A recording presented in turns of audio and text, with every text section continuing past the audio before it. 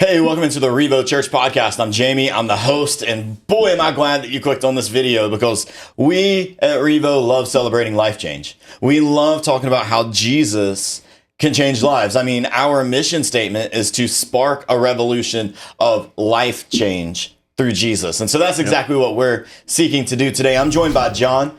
John is, he's the man out at North Campus. I'm just going to level with you. He's the man. He serves in all different areas. He does guest service. He stands at the door greeting everyone and trying to make people feel like they're welcomed. He serves with our students and is better known as John the Baptist or JTB. He has went on student conferences with us. And man, I tell you, when you went to the Extreme Conference, I think you had some of those boys like tight, like terrified by the end of the conference because you were like, this is the way it is. We're following Jesus. We're loving Jesus. And so, man, John, I'm glad that you're here. How do you feel being here? Man, I'm excited to be here. It's I always enjoy doing this. But not for my glory, but for God's glory. Amen. This is actually, if you guys remember, this is not his first time being on a video. He actually, you can go back and watch. We did the 21 days of prayer back in January. And John actually, John has the most viewed 21 days of prayer video. So if you haven't seen it, go watch it. But B, he did it. And man, I thought he did a fantastic job. So we said, you know what? Let's have him back on. And so today, man, we're joined by John, and here's what John's going to do for us. He's going to sit down and he's going to share his testimony with us because, man, we believe that God saves.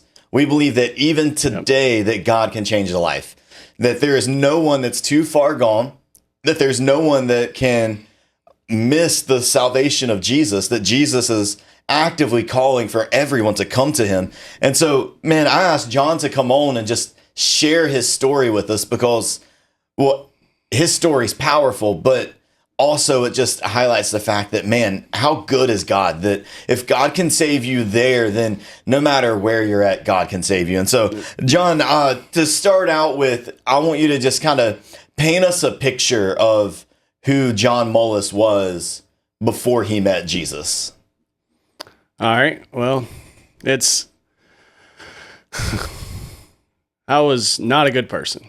I was living my life for me, seeked a lot of self-gratification, just making a lot of the wrong choices because I was trying to do it by myself. I grew up in a Christian home. My grandfather was a preacher. I hated going to church. Yeah. I wanted to go out and for the world to fill me. And what I found is it left me real empty. I was a drug addict for most of my life, probably around 13, 14 years old, and carried all the way till I was 35. A lot of ups and downs, a lot of burned bridges. It was destruction. Everywhere I went, it was just a fire left behind me. But then one day I'd had enough and decided I had to do something. Yeah. But what I didn't realize is I could do nothing. So I went to a place in South Carolina. It's a 8-month program, faith-based recovery. I had ran out of options. Didn't have a lot of money, so those expensive rehabs wasn't an option. No insurance. So my sister reached out to me and knew of this place. So I went, but it wasn't, even when I left to go, it wasn't to change. Yeah. It was to get out of the mess that I had been in. So talk to us a little bit as we, that's a big overview of your story. Yeah. I want to break down into some of the details. So you grew up in a Christian home. You said your grandfather was a pastor, and you hated going to church. Hated it. What caused you to hate going? It took up my time that I wanted from what I wanted to do. And so my grandfather told me that he would never force me to go to church because he didn't want the relationship that I had with Jesus to be because I was forced. He wanted it to be because that's what I wanted. Yeah. And looking back, young me, I didn't understand all that. I was just like, yes, I ain't got to go to church. But sitting here today, I'm thankful that it went that way. Yeah. Because it's my relationship with God. Nobody forced me to do it. Nobody made me do it. It's just natural. Yeah. And so that love has grown from my heart, and not to please somebody in the world. That's good. So you said, you grew up Christian home, Christian environment, but was rejecting church and God. You were wanting to do your own thing. Yeah. And you just kind of dropped this in. You said, man, I was a drug addict and I started when I was 13. Yeah. What got you in? Like, what started that process? Why at age 13 did you say, man, like, I'm going to start doing drugs? I did it to fit in. Yeah. I hung out with older people, and that's what they were doing. And so I thought, to be accepted, that's what I needed to do. It started off just real subtle, real basic stuff, and over time it grew into some nasty things. So I did it more out of acceptance, because I used to so bad seek being accepted by the world, which has changed. But I lived my life to be accepted by man. Yeah. And it led me to a lot of dark places. So kind of touch on that a little bit, not like the full, darkness necessarily, but kind of what happened with your life then. Like we started living for yourself, you started getting in the drugs, but now paint us a picture, you get in, you're at high school at this point, you're, kind of what started happening high school to post high school. So I dropped out of school in 9th grade. I decided I was going to live and sell drugs, and that's how I was going to make my living. And so from 16 to 21, that's what I did. And slowly through that, I developed a habit. Yeah. And then I went to a doctor, got put on some pain medication, and that started my opiate addiction. Got cut off from that, and I went to the street, because I lived that life, so I knew where to go. Yep. And man, it just spiraled. And the person who I used to always say, man, I don't know how people get addicted to drugs, even though I was the one selling it to them. Yeah. How do they get addicted to it? And here I am, the same way. Those judgments that I had made on other people, I was now living it. And that's another conversation. Be careful about judging what people are doing, especially your parents, because before you know it, you're going to end up just like them. So that's a good little word right there. Just a little nugget to drop in there, man.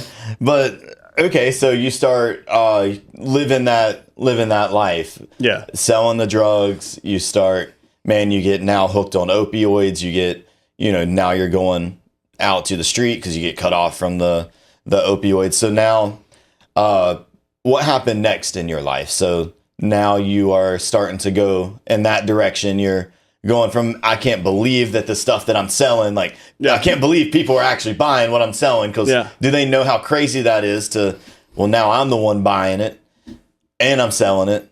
And so now what, kind of what was happening with your life at that point? So I was a high functioning addict for a long time, until the end. Explain what that means. So that means I got up, I went to work, I worked a job every day. There would be some days I laid out of work, but for the most part, I went to work. I was a car salesman. That job allowed me to do what I was doing. It's making a lot of money, and looking back on it, making 10 grand a month. Yeah. And being broke, waiting for your next check every month is just mind blowing. Yeah. So work every day, had some relationships. ended up having a child who was born, and he was born with a rare epilepsy condition.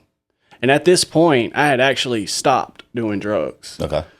Well, when Hartley went into the hospital, I used that as the reason to start using drugs again, and that's when it got bad. It got real bad. I went from just taking pills to taking heroin and stuff in different ways. Yeah. I won't go into too much detail about that, but if you know anything about it, it's not good. Yeah. OD'd 3 times. Definitely shouldn't be here.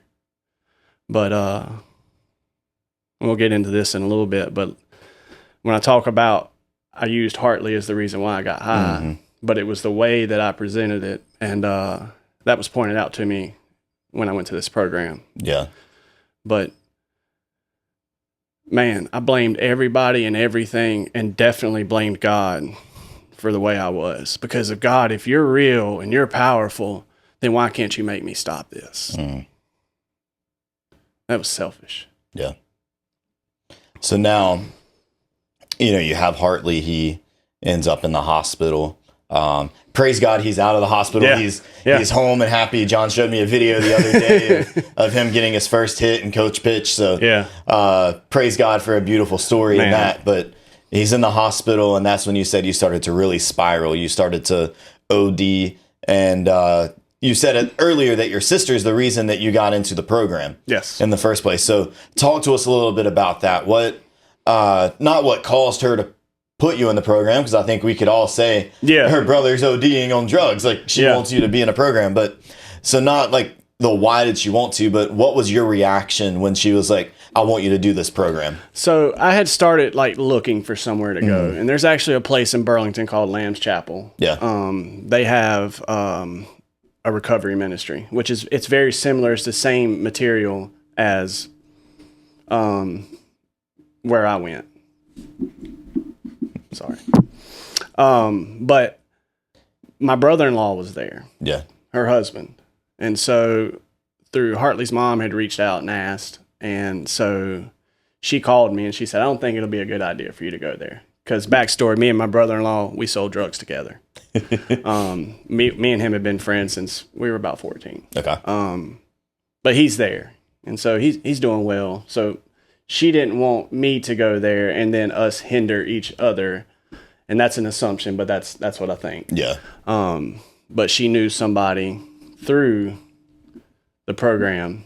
So that's when I started going to Evans, or I called Evans. And so you think, oh, you can call and say, hey, I need help. And they say, yeah, come on. Yeah. Evans didn't operate that way. So I talked to a guy named Josh Stanley. He said, all right, I told him everything. He said, all right, well, call me tomorrow. I think it was 12:30. I think was the time. He said, not 12:29, not 12:31. Yeah. Call me tomorrow at 12:30.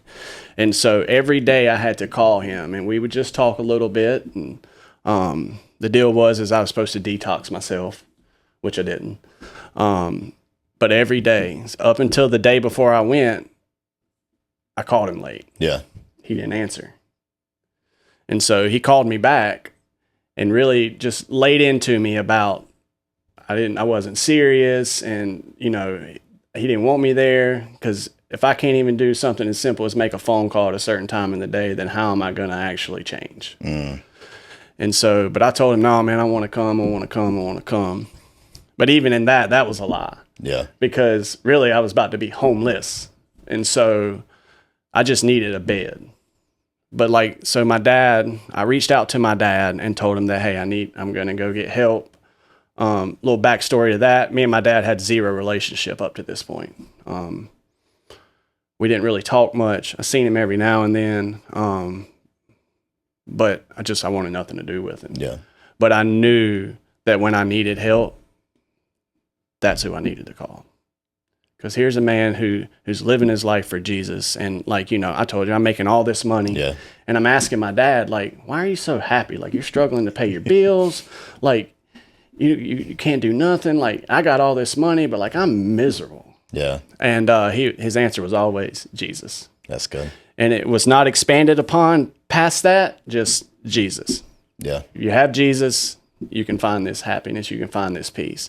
And it used to make me so angry, like so mad. Like, of course you're going to say that. Yeah, of course. But really, like, how are you? Yeah. And Jesus. That's wow. And so he showed up. He took me to Evans. The whole way down there, I'm like, I'm about to tell them they ain't got a bed. Like, I'm just going to go back home. Yeah. Like, because I knew I hadn't detoxed. Yeah. And so they told me, if you don't, you're going to regret it, because when you show up, we're going to work the next day. And so I thought, what kind of work can it really be? You don't think to ask. Yeah. You just assume, like, this is going to be fine. Yeah, it'll be fine.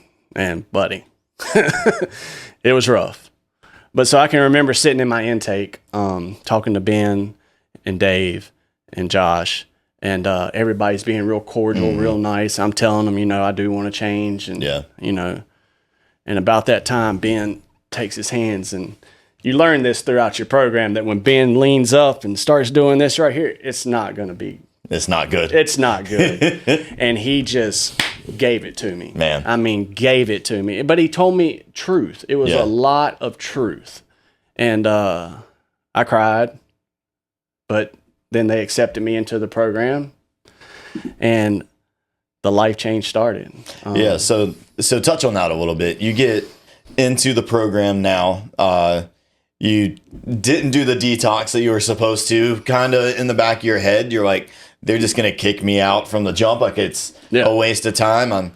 I'm sure there was a part of you that, maybe you wouldn't admit it, but there's probably a part of you that's like, if they don't accept me into this program, then that's it. Like, I'm not worth getting clean, because a program that's supposed to help me get clean and help me do this, they're not going to take me. So, I'm sure that's playing in the back of your head, the lies that Satan tell us all the time. But then you get accepted. Yeah. You get put into the program. So talk to us a little bit about that, because I don't think people really know what happened. I mean, one of the things REVO does is we serve with the Winston-Salem Rescue Mission. Yes. And we'll touch on this at the end, but we serve at the Rescue Mission, and what they do is they are a faith-based recovery program. They have two different forms of their recovery. They have is it 60 days? It's 90 days. They have a 90-day program and then a year-long program. Yes. And you have to be in the 90-day program to be in the year-long program. Yep. And so we serve with them. We help them. We do our groups do service projects with them. We'll help them financially as a church. But I don't think people actually know about faith-based recovery programs. I don't think they know the scope of what you're asked to do, the expectation. I don't think they know any of that. Yeah. And so kind of talk to us a little bit about, you got there. Now, what started happening? What was expected? What did you have to do? So when I got there, I was told every morning you got to get up. You got to have quiet time. You got to read your Bible. You got to journal. You're going to journal about your day before and what attitudes you had. You're going to ask God some questions, and you're going to sit there and be still and hear what God's got to tell you. And I'm like, what? Like, God talks to y'all? Yeah. That was a foreign concept to me. Because at this point, like, I didn't read no Bible, definitely didn't journal. But so that's kind of like the introduction. We're just going to start you off with this. This is what you're going to be expected to do every day. We're going to have class every morning. So there was 4 different levels of class. You got your introduction, and then, forgive me, Dave, I don't try to remember the classes. Can't remember what the second one was called, but then you have inner healing and then discipleship. So you go through each phase of this program. You're expected to memorize scripture. Every Friday you have a scripture test.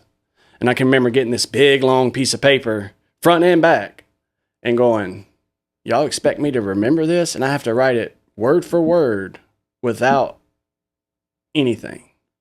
And I thought to myself, I'll never do this. But man, like, by the end of my program, I could recite those scriptures. I could write them down word for word. And if you missed one word, you didn't pass. And so it was everyday class. And then after that, we go to work. Landscaping, painting, construction, whatever. And so I actually told this on the last podcast, but second day there, it's 95 degrees at least. I'm withdrawing. I'm dying. We're building fences. I've never built a fence. Like my hands were soft. Yeah. And you were a car salesman. I was a car salesman. Like I had the smoothest hands in the world, which is odd now because they're not like that anymore. But building fences, and then that's where I found my passion for landscaping. We did landscaping there, and I was like, man, I kind of like this. So you go to work every day, and then you come home, you get a few free hours, you can work out, read, go outside, whatever. I mean, it's a double wide trailer in Inman, South Carolina, which the Lord has blessed that place in so many ways. They're doing big things there. And then at night, you'd have dinner. Somebody there is assigned to cook dinner every night. Side note, I was assigned to cook breakfast every morning because they found out I didn't like getting up early. So I literally did that my entire program.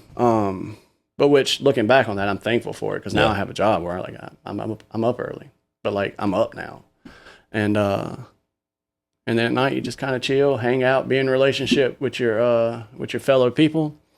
And the best part of the program, which is not the funnest part, but we used to have what they call a sociogram. Okay. So I'll explain to you a little bit what that is. So a sociogram is what your peers see about you. So you can either get a positive vote or a negative vote. Yeah. And so I didn't do so well in the sociograms. Here I am thinking I'm this social person. I sold cars. I love talking to people. But man, I think like my first, I don't know, I probably went like 2 positives and like, this is a little exaggeration, but like 40 negatives. Like it was not good. Yeah. So needless to say, after the sociogram was over, you have to go outside and write, just what God's speaking to you through the sociogram, and go back in. You're going to read it. And like I had watched so many people just get spoken into so hard. And like, here I am, and they're like, all right, well, you're hearing from God. And it's just like, all right. Well, I think that kind of fueled me to not really change that part. Yeah. Because it wasn't this instant change that I had. I mean, I'm still being refined today, but it kept going. And then next thing I know, I'm getting lit up. Yeah. I mean, lit up. So they used to have this stool. They would sit in the middle of the room and they'd say, hey, come have a seat right here. And dude, I never seen anybody get on that stool and not cry. Yeah. Like that stool was the most freeing and like weightlifting stool I've ever been on in my life. It was uncomfortable, very uncomfortable. But so yeah, I mean, that's basically what our days looked like. Yeah. And it was like that every day. And then Saturday it would be like half a day, and then you just get to hang out. Your family could come visit, stuff like that. So I know from, our relationship, I know some more details about it. Yeah. I know some more stuff that went on and all. And one thing I know is that it took you a minute to actually start to buy in to the program. Oh, yeah. It took you a minute to actually sit down and say, you know what, I'm going from reading the Bible to there starts to be that desire. Yeah. And so kind of give us a little, what was the thing in your head that kind of sparked the change of I'm here and I'm going through the motions to you start to realize, wait, Jesus is Lord and God saves us. Yeah. And it starts to go from I'm doing this out of habit to wait, I actually am believing in Jesus. Yeah. So in the inner healing class, we're sitting there, we're going through this, or they're walking me through a prayer, and it's a prayer where I'm asking God where he was. And so in this instance, it was Hartley. So Hartley flatlined at 6 months old. It didn't look good. He was on life support. And like, I remember in this prayer asking God where he was. And like, as soon as I asked that question, like the room appears and there's Hartley laying with all this stuff hooked up to him. And God sitting right there and just leaning over, just breathing into him, and tells me, the machine didn't keep him alive. I kept him alive. And in that moment, like I had another moment early on in my program, and I told him I was in. I kind of touched on that in the last podcast. Like I wish I kind of would have expounded and said, but I didn't change right then. Yeah. There was still a lot of resistance there. But right then and there, I said, all right, he's real. Yeah. And I've got to change. And so as they say, sometimes it was a little too late. I'll sit here today and say I was dismissed from the program. But I can remember talking to Dave the day I left and him telling me, John, you honored your commitment to God. You said you would be here for 8 months. You've been here for almost 9. No, you didn't graduate, but I found through prayer and stuff that I wasn't trying to graduate to complete that program. I was trying to graduate to impress my parents. Yeah. That, hey, I did it.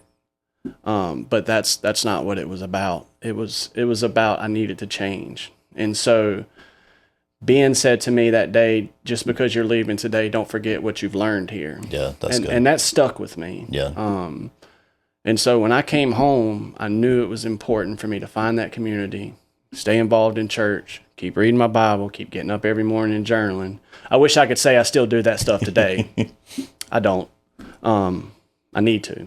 Yeah. So maybe you can help hold me accountable for that. But after that day, I knew that God loved me and that God was for me, not against me. That's huge. Because I think a lot of people have the perception that God's this Old Testament God throwing down lightning bolts and setting people on fire or whatever. I don't think he ever set anybody on fire. Maybe. I don't know. I'm trying to think. He was in the fire. He was in the fire. But while God will punish us, not in a sense to hurt us, but like, hey, you're going in the wrong direction. Like, I'm not gonna co-sign that. Yeah. And I shouldn't say punish. It's not a punishment. But because we punish ourselves by the decisions we make. But I knew that he was for me and that he had my back. That's good. And so I seeked a lot of affirmation from man. But now I seek my affirmation from God. And, you know, God uses people to let you know that he's proud of you. Yeah.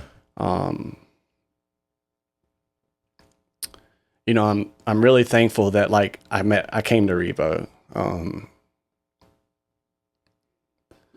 Meeting you, meeting Matthew, Stephen, and a lot of other guys, if I don't say your name, please forgive me, that have impacted my life. Yeah. And that I'm 40.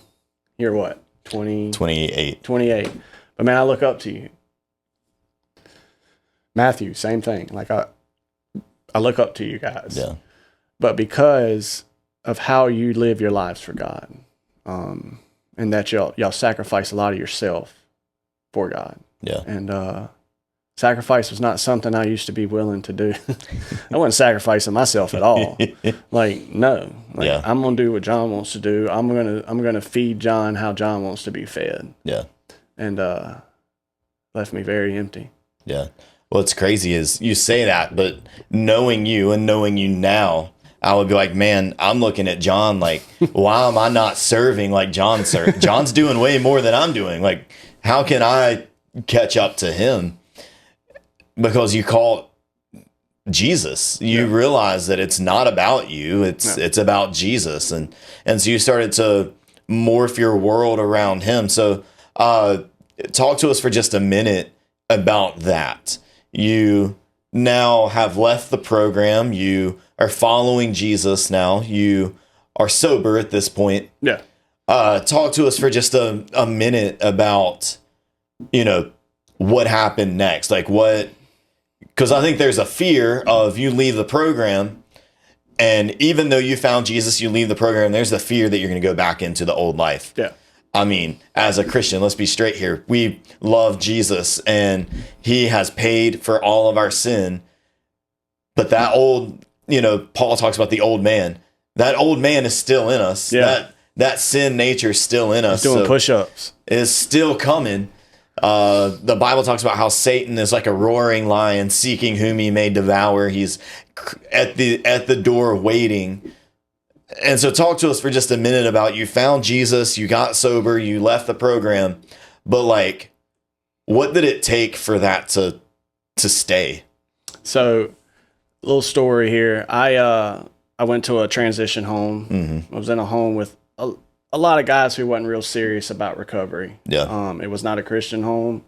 I remember an opportunity came up to go to a Christian transition home. So I went through the process, got accepted, and through prayer, God told me not to go. And that blew my mind. Yeah. Because, like, why would you tell me not to go there? Why do you want me to stay here? And that's what I asked him. Yeah. And he said, because you'll be comfortable. He said, and when you're comfortable, you don't seek me. So I stayed. And, like, things really, really started to open up. I found the job that led to where I'm at today. But man, like, I can remember, like, when I was first there, like, I couldn't get to church. I didn't have a license. I didn't have a car. I didn't even have a cell phone. Yeah. Like, I had literally left this program on fire for God, and The clothes on your back. that's it. Yeah. And, like, had nothing. But I didn't let that deter me and just say, oh, well, you know, yeah, you went through the program, but now you're home and you're back to where you were before you left, so you might as well go back to doing what you were doing. I knew that if I just kept my head down and stayed obedient to what God had asked me to do, that God was going to take care of me. Yeah. And that's big for me because, like I said, I always try to take care of John. John's going to look out for John. Yeah. John's got John's back. But so I say all that to say, like, the debt that I owe to God, I can't repay it. But what I can do is be obedient, serve. Yeah. Healthy serve. Yeah. Don't overwhelm yourself. Because that's easy to do. And I've done it. Yep. 3 R groups a week and this weekend and this the next weekend. Yeah. And like my family suffered. Yeah. And so I say that healthy serve. Yeah. Not doing it because, you know, there's a difference between feeling like you have to do it because you feel like you have to please God or you have to, and then doing it because you're serving out of the love of God. Yes. There's a big difference. And that's a whole separate podcast. That we could sit down and have a whole chat about the difference between serving because you love God and serving because you're trying to make God love you. Yeah. There's a whole difference there. But man, as we close, there's a whole lot more to the story. Yes. That we can't even, it'd take us 2 hours to touch on the whole thing about how you're in that transition home to how you start dating your now wife and y'all's first date was at a church. At church. First date. First date. How many of y'all's first dates have you taken to worship service and you're praising God with a woman that you have just met? Just met. John did. And so, man, there's so many more things we could touch on. How you are now serving faithfully with our high school students at the North Campus, how you're doing all these things. But, man, I'd love for you to just real briefly just kind of share what the opportunity you got to do with the rescue mission and kind of what you were telling me today. Yeah. So a few months ago, me and our missions pastor, Josh, met for coffee. And through just talking and getting to know each other, I told him, I said, man, I really feel God is pushing me to be involved in addiction ministry. That's where my heart is. And I've told God, and I'll say it on this podcast, I've told God if the opportunity presents itself and it means I have to quit my job tomorrow and I go from making what I make now to zero, I'll do it. Because I know and have lived the importance of letting God change you. Yeah. And places like the Winston-Salem Rescue Mission, which I knew nothing about.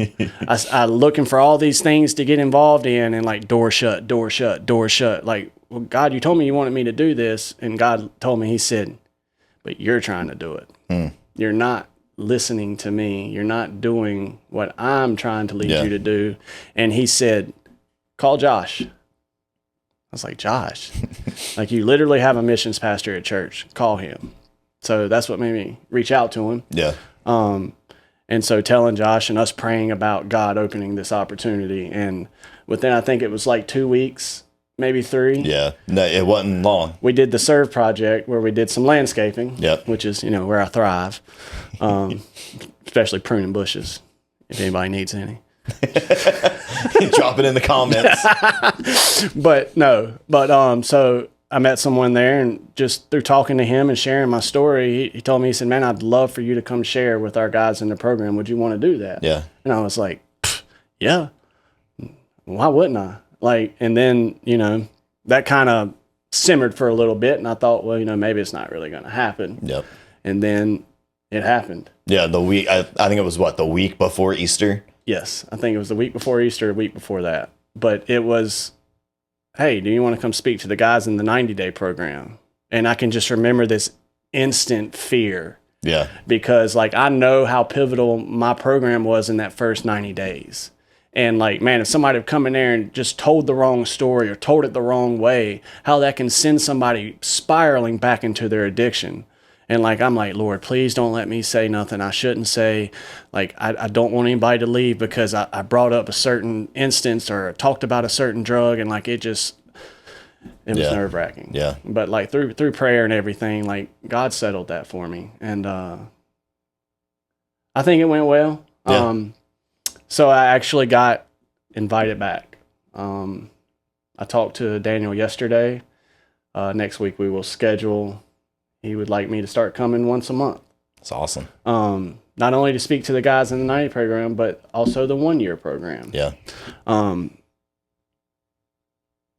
Because I think it's important for people to know that there is life after recovery. Yeah. Getting sober is the easy part. Like in your active addiction, you don't think it is because, man, I don't want to be sick. I don't want to feel all these things. But getting sober is the easy part. Yeah. This has to change. Yeah. This has to change. But you can't change it. That's only the hard God part. can change it. Yeah. But it takes complete surrender and obedience to what God's asking you to do. And he's going to ask you to do a lot of uncomfortable things. A lot.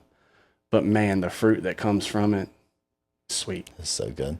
Man, there's people that are watching this that they're like, man, I don't have that experience. They're like, I've never had any drugs. I don't drink, or I took one sip and was like, it's not for me. And they're like, I don't, love your story, John, but it doesn't resonate with me. And man, I would challenge you that it does. Yeah. Because I think that what John is sharing is a beautiful picture of what happens to us in sin. Yeah. That you may not be the guy that's on drugs or the girl that can't kick alcohol, but man, if you got sin in your life, it's the exact same way. Sin is sin, right? Sin is sin. We can break that. Like, it's easy to get clean for a moment. Yeah. It's if you struggle with lying or you struggle with watching something on your phone that you know you shouldn't be doing, it's easy to break that habit. Yeah. It's a habit. It takes 21 days to form a habit. Yep. It takes 21 days to break a habit. It's easy to break a habit. That's not the hard part. The hard part is actually doing it where you let God do it. Yes. Where it's not just I'm changing my attitude because my wife wants me to talk nicer to her. Yeah. It's I'm changing my attitude because God tells me that, and that's a whole different can of worms. So if you're sitting there and you're like, man, I don't resonate with John, I would say maybe you do a little bit more than you think. It comes out differently because everyone's sin is different. Yep. But it's the same way of relying on yourself. And so, man, John, I appreciate you being here. There's so much more to the story, so many more things we could touch on. If you hear his story and you're like, man, I want to get in touch with him. I want to hear more about him, or I want to encourage him. Pray for him. Pray for me. Pray for us. Yeah. But man, if that resonated with you, reach out, drop it in the comments, reach out to John. Personally, reach out to me and I'll reach out to John on his behalf and let him know. I'll be his secretary in that sense. But man, I believe that God is moving. I believe that Jesus saves. And so I'm thankful that you're here sharing your story, man. Man, thankful that you asked me to. Yeah, it's good times. Yeah. But hey, I appreciate y'all clicking on this video. This is the REVO Church podcast. Make sure you join us next week as we continue rolling. We'll see you then. Peace.